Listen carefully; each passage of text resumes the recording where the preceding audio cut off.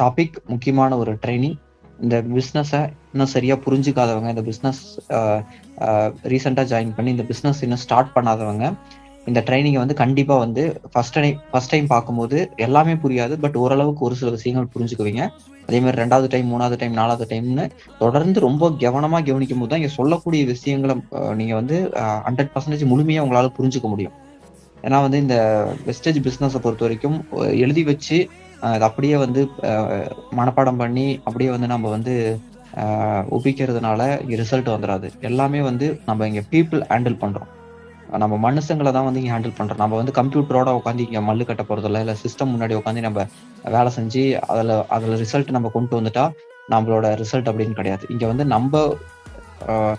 நம்மளோட ரிசல்ட் அப்படிங்கிறது நமக்கு கீழே டீமை டெவலப் பண்ணணும், அவங்கள வேலை செய்ய வைக்கணும். அப்ப அவங்களோட சக்சஸ்ல தான் நம்மளோட சக்சஸ் அப்படிங்கிறது ஒளிஞ்சிட்டு இருக்குது. அப்ப உங்களுக்கு கீழே இருக்கிறவங்களுக்கு எல்லாத்தையும் சொல்லி கொடுக்கணும். இவங்க சேர மாட்டேங்கிறாங்க, இவங்க பண்ண மாட்டேங்கிறாங்க, இவங்க வேலைக்கு ஆக மாட்டேங்கிறாங்க, இவங்க இப்படி அப்படின்னு சொல்லாம அடுத்தடுத்து ஆளுக்களை சந்திக்கணும். நமக்கு ஏத்த மாதிரி அவங்கள வடிவமைக்கணும். உங்களுக்கு யாரை வேணா நீங்க வந்து உங்களுக்கு கீழே செட் பண்ணலாம். இவங்கள தான் செட் பண்ண உங்களுக்கு கடவுள் உங்களுக்கு 100 ஆளு, இவருக்கு 100 ஆளு, இவருக்கு 100 ஆள்லாம் கொடுக்கல. யாரை வேணா நீங்க பிடிக்கலாம், எப்படி வேணா பண்ணலாம், எத்தனை பேரை வேணா பார்க்கலாம், நீங்க எப்படி வேணா நீங்க வந்து ஒர்க் பண்ணலாம். மொத்தத்துல உங்களுக்கு கீழே ஆளுங்க தான் வேணும், வேற யாரும் இல்ல. ஆனா இவங்க தான் அவங்க தான் கிடையாது. எத்தனை பேர் வேணா பார்க்கலாம், எப்படி வேணா பண்ணலாம். ஓகேவா? தொடர்ந்து அப்போ உழைக்கணும்.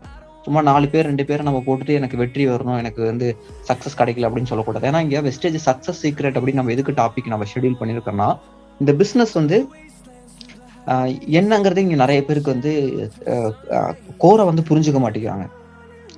அதாவது வெஸ்டேஜ்ல எத்தனையோ பேர் சேர்ற எல்லாருமே சக்சஸ் பண்றது இல்ல. அதாவது ஒரு சிலர் வந்து பிளானே புரியாம ஏதோ ஃப்ரெண்டு ரிலேட்டிவ் கட்டாயப்படுத்தினாங்க, வற்புறுத்தல் தாங்க முடியாம, தொந்தரவு தாங்க முடியாம சேர்றவங்க அவங்கள ஒரு பக்கம் விட்டுருங்க. பிசினஸ் தெரிஞ்சு பிளான் பார்த்து புரிஞ்சுக்கிட்டு ஜாயின் பண்றவங்க அப்படின்னு எடுத்துக்கிட்டா அதுல பாதி பேர் வந்து நிக்கிறாங்க, மீதி பாதி பேர் நிக்க மாட்டேங்கிறாங்க. ஏன் நிக்க மாட்டேங்கிறாங்க? பிளானை மட்டும்தான் பாக்குறாங்க. ஒரு சிலர் பிளானை மட்டும்தான் பாக்குறாங்க, ப்ராடக்டை பாக்குறாங்க, இன்கம் பண்றவங்களை பாக்குறாங்க. அவங்க பார்த்துட்டு பிளைண்டா அவங்க இஷ்டத்துக்கு என்ன ஆளை சேர்த்தணுமா, இப்போ என் ஃப்ரெண்ட்ஸ்கிட்ட சொல்றது, ரிலேட்டிவ் சொல்றது, 2-3 பேஜ் பக்கம் சொல்லி பாக்குறது, என்னடா அது யாருமே சேர மாட்டேங்கிறாங்க மண்டையை பிச்சுக்கிட்டு அடுத்த 2 நாள் வந்து என்னடா அது யோசிச்சுக்கிட்டே இருந்துட்டு இன்னும் 2 நாளுக்கு அப்புறம் நம்ம தான் இதை தப்பா முடிவு எடுத்துட மாட்டேங்குன்னு நம்ம போய் பின்வாங்கிட்டு நம்ம வேலையவே பார்க்க போயிடுறோம். இன்னும் ஒரு சிலர், இன்னும் பாதி பேர் என்ன பண்றாங்கன்னா, பிளானை பாக்குறாங்க, கம்பெனியை பாக்குறாங்க, இன்கம் பண்றவங்கள பாக்குறாங்க, அதுக்கப்புறம் பிசினஸ் பண்ண ஆரம்பிக்கிறாங்க, ரிசல்ட் வரல, அப்புறம் மத்தவங்க என்ன பண்றாங்கன்னு பாக்குறாங்க, கம்பேர் பண்றாங்க, அவங்க என்ன தப்பு அவங்க எப்படி பண்றாங்க, இது இப்படிதான் இருக்க மாட்டிருக்கு, நம்ம தொடர்ந்து பண்ணணும் அப்படிங்கிறத புரிஞ்சுக்கிறாங்க. சக்சஸ் பண்ணவங்க எப்படிலாம் வந்து அவங்க ஸ்ட்ரகிள்ஸை தாண்டி வந்தாங்க, ஓகே இது எல்லாத்துக்குமே நடக்கும், நம்ம தொடர்ந்து நிக்கணும், நம்ம பின்வாங்கிடக்கூடாது, நம்ம தொடர்ந்து முன்னேறி போய்கிட்டே இருக்கணும், நம்ம தொடர்ந்து ட்ரை பண்ணிட்டே இருக்கணும், எத்தனை பேர் வரலைனாலும் நம்ம இதை தொடர்ந்து பண்ணணுங்கிற ஒரு எண்ணத்தோட அவங்க இப்படிதான் பண்ணாங்க, அதே மாதிரி நம்மளும் பண்ணணுங்கிறத புரிஞ்சுக்கிட்டு பண்றாங்க. அவங்க அடுத்தடுத்த லெவலுக்கு வராங்க. ஓகேங்களா? நமக்கு இந்த சீக்ரெட் தெரிய மாட்டேங்குது. இவங்க 2 பேத்துக்கும் உள்ள டிஃபரன்ஸ் என்ன? இவர் இஷ்டத்துக்கு பண்ணிட்டு எனக்கு ரிசல்ட் வரணும்னு எதிர்பார்த்துட்டு ஓடி போயிட்டாரு. இன்னொருத்தர் வந்து தெளிவா இந்த பிசினஸ் இப்படிதான் பண்ணணும், இதுதான் சீக்ரெட், இங்க எல்லாரும் சக்சஸ் பண்ணவங்க எல்லாரும் இதை தாண்டி நின்னாங்க, நம்மளும் தாண்டி நிக்கணும்னு அவருக்கு அந்த விஷயம் தெரிஞ்சதுனால தாண்டி நிக்கிறாரு. இன்னும் பலர் வந்து எனக்கு உடனே ரிசல்ட் வரணும், இல்லைன்னா நான் பண்ண மாட்டேன், ஏதோ வந்து எங்களுக்காக பண்ற மாதிரி, ஏதோ உங்க அப்ளைனுக்காக பண்ற மாதிரி, நான் பண்ண மாட்டேன், எனக்கெல்லாம் அது வேலைக்காக. சரி போய் என்ன பண்ண போற? திரும்ப அதே கல்லுதான் உடைச்சிட்டு இருக்க போற, அங்கேயேதான் உட்காந்துட்டு இருக்க போறோம். நம்ம வாழ்க்கை மாறிடுமா? நீங்க ஒரு செகண்ட் யோசிச்சு பாருங்க. நம்ம பண்ணிட்டு இருக்கிற வேலையே பண்ணிட்டு இருந்தா நம்ம வாழ்க்கை மாறுமா? நான் ஒரு கொஸ்டின் கேட்கறேன். நீங்க பண்ணிட்டு இருக்கிற வேலையில என்னைக்கு நீங்க மந்த்லி 1 lakh இன்கம் எடுக்க முடியும்? எடுக்கிறதுக்கு அங்க வாய்ப்பு இருக்கா? உங்களோட சீனியர் 5 வருஷம் 10 வருஷம் எக்ஸ்பீரியன்ஸ் பீப்புள்லாம் அந்த கம்பெனில வேலை செய்யறாங்களா இல்லையா? அவங்களோட நிலைமையில என்ன? அவங்க டெய்லி கார்லயே வந்துட்டு போயிட்டு இருக்காங்க, அவங்க வாழ்க்கையெல்லாம் மாறிடுச்சா? சொந்த வீட்டுல இருக்காங்களா? சரி, நாளைக்கு உங்களுக்கும் 5 வருஷம் 10 வருஷம் சீனியாரிட்டி வரும்போது ஓகே அவங்க எல்லாம் வந்து லைஃப் மாறி இருக்கு, அதே மாதிரி நம்மளுக்கும் அந்த ஏஜ் வரும்போது, அந்த எக்ஸ்பீரியன்ஸ் வரும்போது நம்ம லைஃபும் மாறிடும், அங்க கேரண்டி இருக்கா? நான் கேட்கறேன். அங்க ஒருத்தருக்காவது அங்க லைஃப் சேஞ்ச் ஆயிருக்கா? கேட்கறேன். பாருங்க, யாராவது. எல்லாரும் அதே மாதிரிதான் இருக்கிறாங்க. இன்னும் ஏஜ் ஆக நாட்கள் போக போக நம்மளோட கடன் இன்னும் அதிகமாகுது, நம்மளோட ரெஸ்பான்சிபிலிட்டி இன்னும் அதிகமாகுது. குழந்தைங்க படிப்பு செலவு அது இதுன்னு இன்னும் நிறைய ரெஸ்பான்சிபிலிட்டி வரும். நமக்கு வயசாக நம்ம பேரண்ட்ஸ்க்கு இன்னும் வயசாயிருக்கும், இன்னும் வீட்டுல இருக்கிறவங்களுக்கு எக்ஸ்பென்சஸ், அப்புறமேட்டு மெடிக்கல் எக்ஸ்பென்சஸ், இன்னும் போக போக நம்மளோட சுச்சுவேஷன் இப்ப இருக்கிறத விட இன்னும் மோசமா தான் போகும். அப்ப இதே வேலையே வச்சுட்டு இருந்தோம்னா நான் எப்படிங்க நம்ம வாழ்க்கை மாறும்? நான் ஒன்னே ஒண்ணு கேட்கறேங்க, நீங்க நீங்க மனசாட்சி தொட்டு யோசிச்சு பாருங்க. ஒன்னே ஒண்ணு கேட்கறேன். நம்ம வந்து 10,000 15,000 20,000 சம்பாதிக்கணும்ல. ஒரு கம்பெனிக்கு வேலைக்கு போய் காலையில இருந்து ஈவினிங் வரைக்கும் வேலை செஞ்சு பஸ்லயோ டூ வீலர்லயோ நம்ம போய் கஷ்டப்பட்டு வேலை செஞ்சு ஒரு 10,000 20,000 நம்ம மந்த்லி சம்பாதிக்கிறோம்ல. இதே மாதிரிதான் எல்லாரும் சம்பாதிக்கிறாங்கன்னு நினைக்கிறீங்களா? நீங்க ரோட்ல போய் நின்னு பாருங்க, எத்தனை பேர் கார்ல போறாங்கன்னு பாருங்க. எத்தனை பேர் லக்ஸூரியஸ் கார்ல போறாங்க, ஏசில போறாங்க, ஏசி கார்ல போறாங்க. நம்ம தான் இன்னும் டூ வீலர்ல வெயில்ல போயிட்டு இருக்கோம். நம்மள மாதிரியே தான் எல்லாரும் 20,000 30,000க்கு அவ்வளவு கஷ்டப்பட்டுட்டு இருக்காங்களா? நான் கேட்கறேன். எத்தனையோ பேர் ஈஸியா சம்பாதிக்கிறாங்க. அதுவும் காசு தானே. உங்களை மாதிரி எல்லாரும் கஷ்டப்பட்டு தான் சம்பாதிக்கிறாங்கன்னு நினைச்சிட்டு இருக்கிறீங்களா? இப்படி சம்பாதிச்சாதான் காசுன்னு நினைக்கிறீங்களா? எத்தனையோ பேர் ஈஸியா சம்பாதிக்கிறாங்க. ஈஸியா பணம் சம்பாதிக்கக்கூடிய எத்தனையோ வழிகள் நம்மளை சுத்தி இருக்கு. நமக்கு அதெல்லாம் தெரிய மாட்டேங்குது. யாருமே சொல்ல மாட்டேங்கிறாங்க. சொன்னாலும் நம்ம நம்ப மாட்டேங்கிறோம்.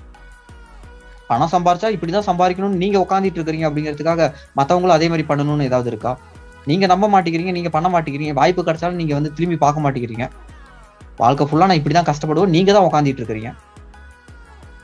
வாய்ப்பு கிடைச்ச உடனே உடனே நம்ம திரும்பி பார்க்கணுங்க. இந்த மாதிரி ஒரு வாய்ப்பு கிடைச்சிருக்கு, இதுல இவ்வளவு பொட்டன்சியல் இருக்கு, வெளியில நம்ம பண்ணிட்டு இருக்கிற வேலையில நம்ம ஜாப்ல என்னதான் பண்ணாலும் என்னதான் முக்குனாலும் அங்க குரோத்தே கிடையாது, அங்க ரிசல்ட்டே இல்ல, ரிசல்ட்டே வராது. அங்க அதை ஜாபை ஜஸ்ட் ஜாபு நம்ம கடமைக்கேன்னு பண்ணிட்டு கடமைக்கேன்னு பண்ணலாம். வெஸ்டேஜ் அப்படிங்கிறது தான் நம்ம பண்ணா ஃபியூச்சரே மாறும், வாழ்க்கையே மாறும். இந்த வெஸ்டேஜை வாழ்க்கையேன்னு எடுத்து பண்ணணுங்கிறத நீங்க தான் புரிஞ்சுக்கணும். நீங்க தான் சின்ன சின்ன நேரத்தை கூட நீங்க வெஸ்டேஜுக்காக ஒதுக்கணும். பக்காவா ஒர்க் பண்ணணும். நீங்க வெளியே வேலை செய்றீங்க, ஜாப்ல இருக்கிறீங்க, மத்த வேலை இருக்கீங்க, மத்த எல்லா வேலையும் ஜஸ்ட் மணிக்காக வேலை செய்யுங்க. வெஸ்டேஜை மட்டும் லைஃப்காக வேலை செய்யுங்க. அப்பதான் நீங்க வெஸ்டேஜ்ல சக்சஸ் பண்ண முடியும். எத்தனையோ பேர் சக்சஸ் பண்ணியிருக்காங்க. எனக்கு இந்த வெஸ்டேஜ் வாய்ப்பு கிடைக்கும் போது 15 வருஷத்துக்கு அப்புறம் தான் நான் ஜாயின் பண்ணேன். நான் இப்ப இவ்வளவு பெரிய லீடரா வரலையா? எப்ப ஜாயின் பண்றதெல்லாம் முக்கியம் இல்ல, எப்படி பண்றங்கிறது தான் முக்கியம். இன்னைக்கு நீங்க ஆரம்பிச்சாலும் அடுத்த ஒரு சில வருடங்கள்ல நீங்களும் டாப்ல வர முடியும். பட் பண்ணணுங்கிற ஒரு எண்ணம் உங்களுக்குள்ள இருக்கணும். அப்பதான் சக்சஸ் பண்ண முடியும். கிளியரா பண்ணுங்க. எல்லாத்தையும் புரிஞ்சுக்கோங்க. வேகமா பிக்கப் பண்ணிக்கோங்க. ஒண்ணுன்னு சொன்னா நீங்க அதை ஒரு சின்ன விஷயம் சொன்னா அதை நீங்க யோசிச்சு அதன் மூலியமா நீங்க ரிசல்ட் எடுத்துடணும். ஒரு சின்னதா வழிதான் காமிக்க முடியும். இப்படி கைய நீட்டி வேற அந்த திசையில போப்பா அப்படின்னு சொல்லிட்டு திசையை தான் காமிக்க முடியும். உங்களை கூட்டிட்டு போய் அந்த வெற்றிங்கிற இடத்துல கூட்டிட்டு போய் தூக்கி கொண்டு போய் உட்கார வைக்க முடியாது. நீங்க தான் ஓடணும், நீங்க தான் உழைக்கணும். உங்க வாழ்க்கை மாறத்துக்கு நீங்க தாங்க வேலை செய்யணும். கட்டுங்களா? ஜஸ்ட் இப்படி அந்த கைய கூட இல்ல, ஜஸ்ட் விரல அப்படியே ஒரே ஒரு விரல திருப்பி இந்த பக்கம் போன்னு அப்படியே லைட்டா காமிச்சா போதும். நீங்க தான் போய் தட்டி தூக்கிட்டு போகணும். அப்பதான் வெஸ்டேஜ்ல சக்சஸ் பண்ண முடியும். உங்களுக்கு எல்லாமே யாராவது பண்ணி கொடுக்கணும், அப்ளைன் பண்ணி கொடுக்கணும், டவுன்லோட் பண்ணி கொடுக்கணும். அப்பதான் நான் இங்க எனக்கு ரிசல்ட் அப்படின்னு நீங்க உட்காந்துட்டு இருந்தீங்கன்னா எத்தனை ஒரு சேனல் இப்படியே உட்காந்துட்டே இருக்க வேண்டியதான். ஏங்க இவ்வளவு பெரிய ஒரு பொண்ணான ஒரு வாய்ப்பு கிடைச்சு நம்ம உட்காந்து தூங்கிட்டு இருந்தோம்னா எப்படிங்க நம்ம வாழ்க்கை மாறும்? சின்சியரா எடுத்து பண்ணுங்க.